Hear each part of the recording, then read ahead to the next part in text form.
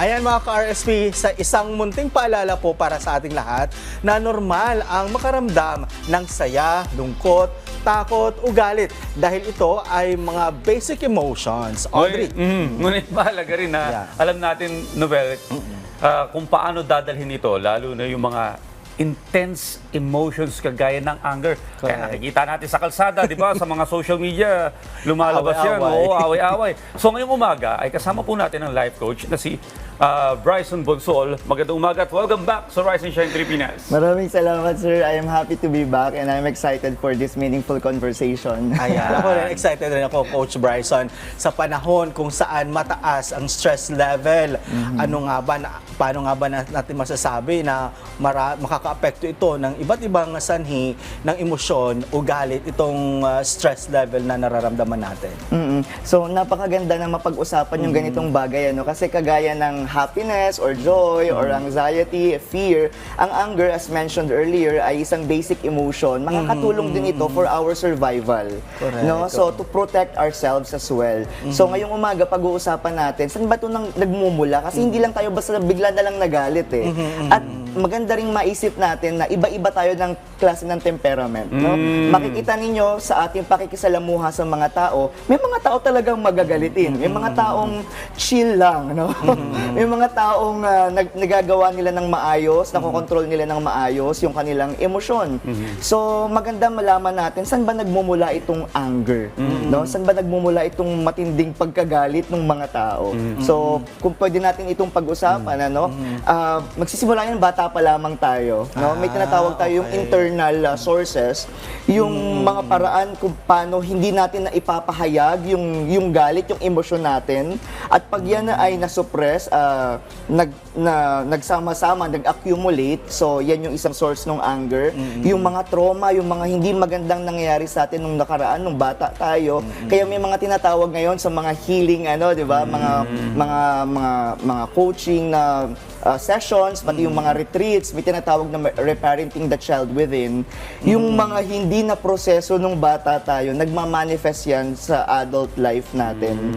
So kaya pag kami nagagalit, hindi tayo kagad manghuhusga.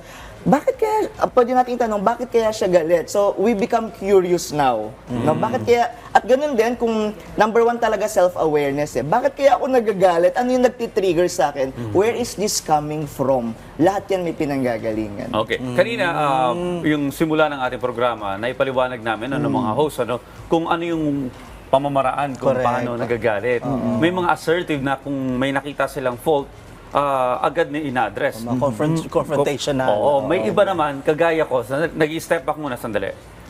Pero may nabasa kasi ako, halimbawang isang cashier sa isang opisina, laging binubulyawan ng isang manager, tahimik lang, hindi sumasagot.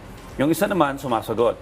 Yung hindi sumasagot, isang araw na lang, bigla na lang nagdala ng Armalite, bigla na lang So, sumabog. Yeah. So, paano makakaiwas sa ganitong danger ng klase ng galit na biglang lumalabas na lang? Ayan. So, kagaya ng iba't ibang klaseng emosyon, maraming paraan para ma-redirect or ma-channel itong anger, no? So, tatlong bagay. So, number one, yung expressing. Kanina, pinag-uusapan ninyo yung iba, direct, no? Transparent. Maganda yon. So, maraming paraan para maipahayag. Pero dalawang bagay rin yun, under-expressing, when you express yourself. Pwedeng assertive nga, yung na-mention ninyo kanina sa maayos sa paraan, paano ito nasabi, ano yung mga salitang ginamit, at yung iba naman aggressive, negative kagad, mabigat kagad yung sinasabing mga salita, tapos yung iba, nagmamanifest sa action. So, they express in an aggressive way. At yun naman yung iniiwasan natin kasi iniingatan natin dalawa, yung mga tao sa paligid natin at yung atin ring sarili. No? So, expressing and then yung sinasabi niyo po yung suppressing at ito na yung sinabi mo kanina na Sir Audrey, yung bigla na lang nagalit, no? At nagmanifest sa galit. Na-suppress niya yung anger niya, walang way to naturally and healthy way to express it. Kaya ingat rin tayo kasi one way or another, maganda when you suppress. Yung sinasabi ni Sir kanina, you calculate first. Hindi ka kagad right away na mag-express. No? So, you suppress, pero hindi mo lang siya basta itatago. You should also learn how to channel it, redirect it. Sa energy pa, ang tawag dyan, you transmute the energy. Kasi pag hindi Divert, tunay ka, sasabog yan. So, i-check mo rin yung sarili mo, babalik ulit tayo sa self-awareness. May paraan ba para nailalabas ko itong mga emosyon na ito? No? At yung pangatlo, yung calming. Baka nakulangan doon sa hindi niya na-express, na-suppress lang niya, at hindi siya nagkaroon ng way to cope and to also manage this emotion. Ayun na nga. So, dapat meron palang channel o meron kang gagawin. So, ito ba, tama ba yung kailangang mag-stop, mag-hold back ka? So, ano ba dapat gawin? Kasi baka mamaya at the end of the day, maging emotional issue na to. Hindi lang siya basta-basta Ikaw lang anger naapektuhan. management. Oo. Yeah. So, tignan natin, nagpa-pile up yan, ano? Kaya lagi, self-care din to, itong pinag-uusapan natin. Kaya maganda, meron ka rin kausap, no?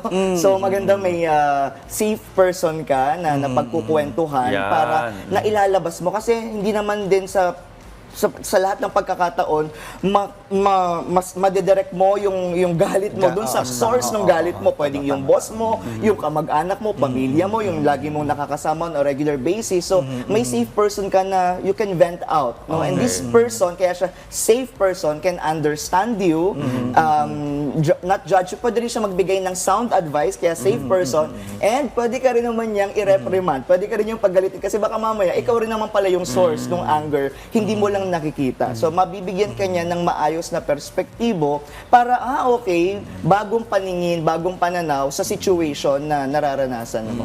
Ito, Doc. Napag-usapan natin kahapon yun, ano? Usually, merong isang tao na pinagkakatiwalaan mo na okay lang na lumabas yung tunay mong ugali doon, ano? Na doon mo sasabihin lahat ng anger mo. Confident. Confident. Yeah. Ano? Usually asawa yan or best friend. So, dapat meron po tayo noon. Ayan. Doc, panghuli na lang po, ano po ang nais niyong iwang mensahe para sa ating mga manonood kasalukuyan nahihirapan sa pag-handle ng kanilang galit? Okay, so maraming tips, no? So kanina pinag-usapan niyo yung breath work. Humanap sila rin ng paraan na makarelax. Okay? Tapos dahil yan ay stored energy, kailangan gumagalaw rin yung katawan. Kaya maganda yung pag-exercise, yung yoga. Last time when I was here, I taught laughter yoga, tumawa rin sila. So nade-direct yung energy ng anger sa mga paraang ganon. Ayan, maraming salamat po, Coach Bryson, sa inyong ibinahagi sa amin ngayong umaga ng mga tips. So hopefully maging kalmado na ang lahat. Maraming salamat, sir. Maraming salamat po.